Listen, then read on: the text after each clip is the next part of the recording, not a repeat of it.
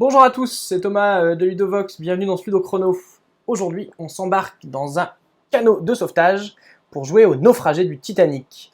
Donc, les naufragés du Titanic, c'est un jeu de 4 à 6 joueurs pour des parties d'environ 1 heure à partir de 15 ans. Donc dans les naufragés du Titanic, nous incarnons des survivants du naufrage du Titanic qui sont dans un canot de sauvetage et qui luttent pour leur survie. Le but du jeu est donc évidemment d'une part de survivre, mais aussi de marquer des points. Alors pour cela, il y a deux façons de marquer des points. La première, ça va être de récupérer des objets de valeur qu'on a pu sauver du naufrage, et on va marquer des points avec des interactions avec les autres personnages. Donc en début de partie, on va à chaque joueur distribuer une carte personnage. Moi j'ai le gamin, qui va donc représenter un personnage qu'on incarne, qui est placé à une certaine position dans le canot de sauvetage. Et on va également me donner une carte meilleur ami, donc, que je vais garder secrète, mais ici mon meilleur ami par exemple c'est Lady Lorraine. Donc Lady Lorraine, je vais marquer des points si à la fin de la partie elle a survécu, parce que c'est ma meilleure amie, j'ai envie qu'elle survive en même temps que moi. Mais on m'a aussi distribué une autre carte qui elle correspond à mon pire ennemi.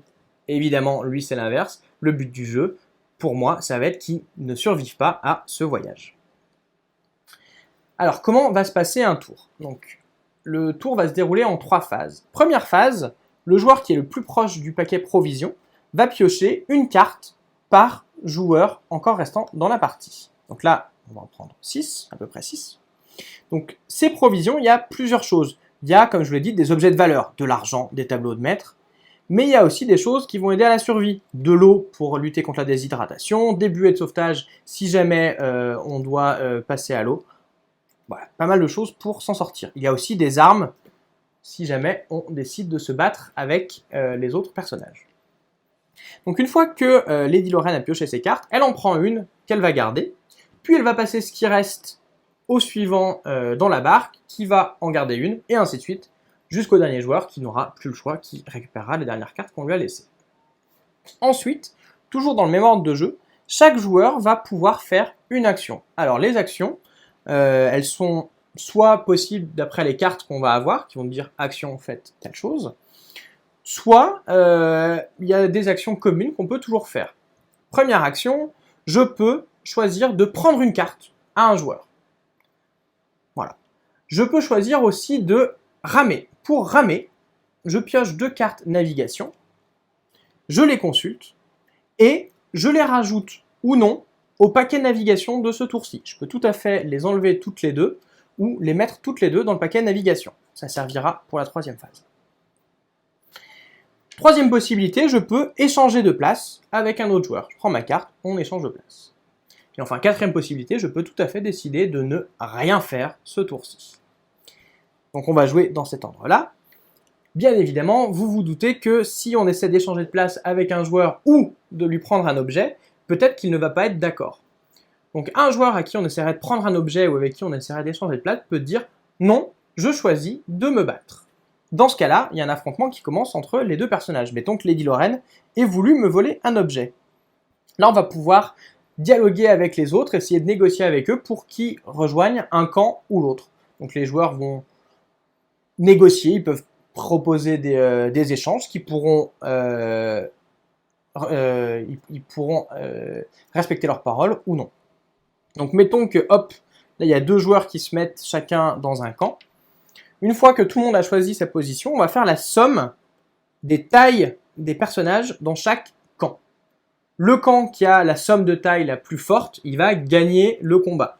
Donc tous les joueurs qui ont participé au combat et qui ont perdu vont prendre un dégât, sachant que quand on a autant de dégâts que sa valeur de taille, on a perdu la partie, on est mort.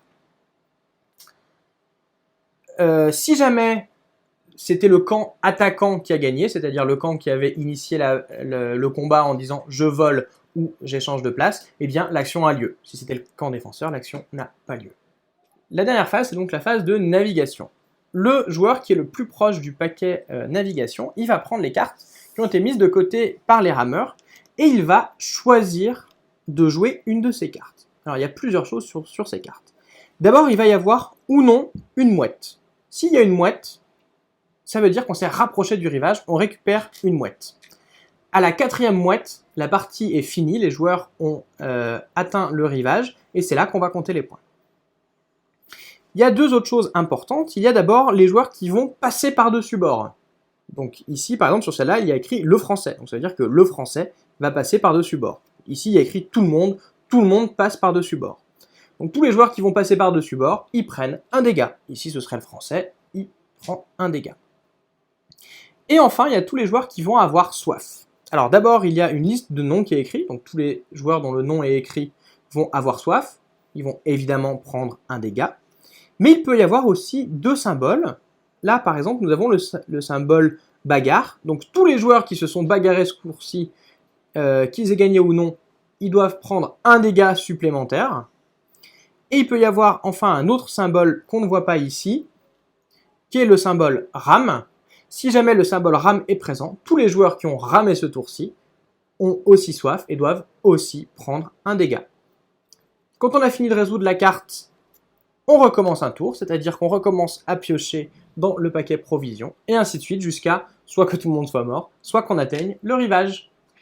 Donc le cœur du jeu, ça va être de gérer sa position sur le bateau, parce que ceux qui seront un peu à l'arrière pourront plus facilement prendre des provisions pour s'en sortir, comme des gourdes d'eau pour se prémunir des soifs, comme des bouées de sauvetage pour si jamais il passe à l'eau. Et à l'inverse, celui qui est proche du paquet de navigation, c'est celui qui va choisir où est-ce qu'on va, et qui va donc choisir qui passe à l'eau ou non. Donc dans les naufrages du Titanic, vous l'avez compris, il y a beaucoup de négociations, beaucoup d'alliances qui vont se faire et se défaire au cours de la partie. Surtout que votre meilleur ami, peut-être que vous êtes son pire ennemi, donc vous ne pouvez jamais vraiment compter sur des alliés. Voilà, je crois que maintenant vous savez à peu près tout sur les naufrages du Titanic. À vous de jouer.